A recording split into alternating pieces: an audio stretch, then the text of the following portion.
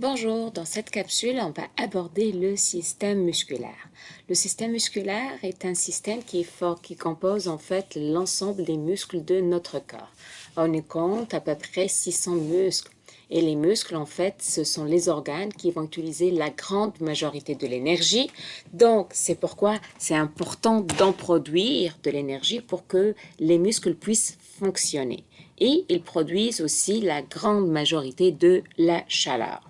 Commençons par l'anatomie.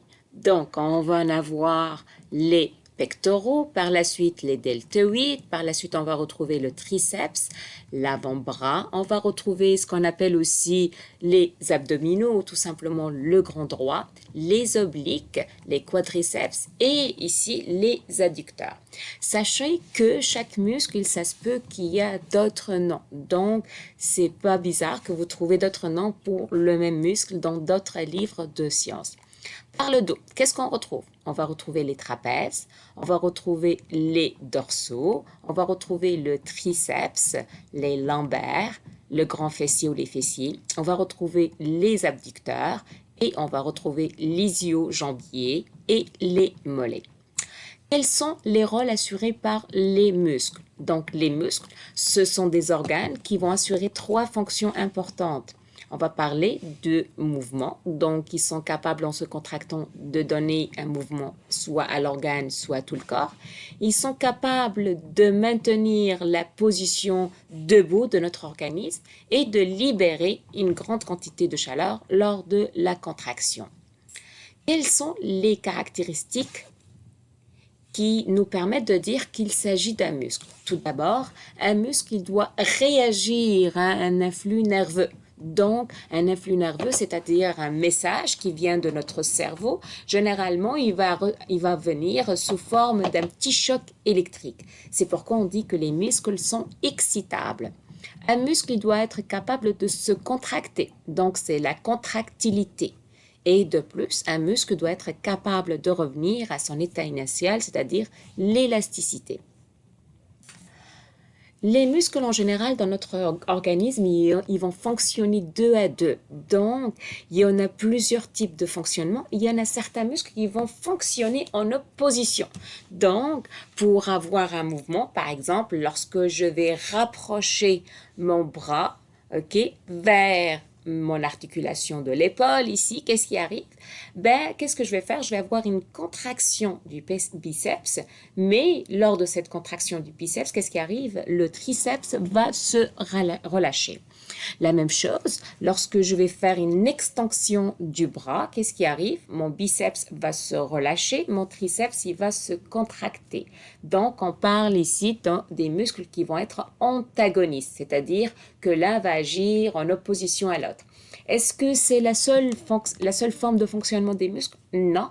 En fait, il y a d'autres muscles qui vont agir, qui vont fonctionner en synergie, c'est-à-dire les deux vont être en même temps en contraction, il y a d'autres en relâchement. Donc, tout ça, vous allez aborder ça un peu plus tard dans votre parcours si vous décidez de terminer dans le cheminement scientifique.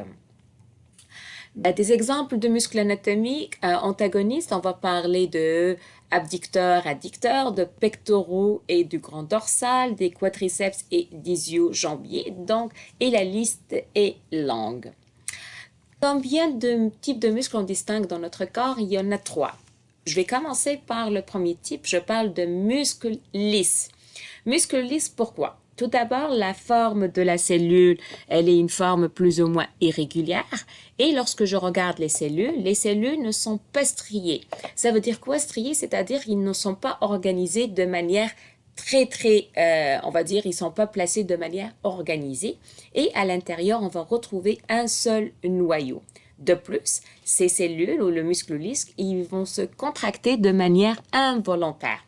Où on va les retrouver? On va les retrouver dans les organes on n'a pas besoin de penser pour avoir une contraction.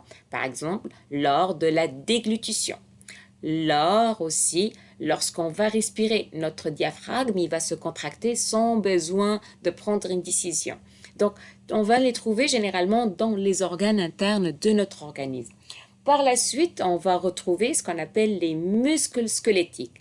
Les muscles squelettiques, ils vont être formés, composés de cellules.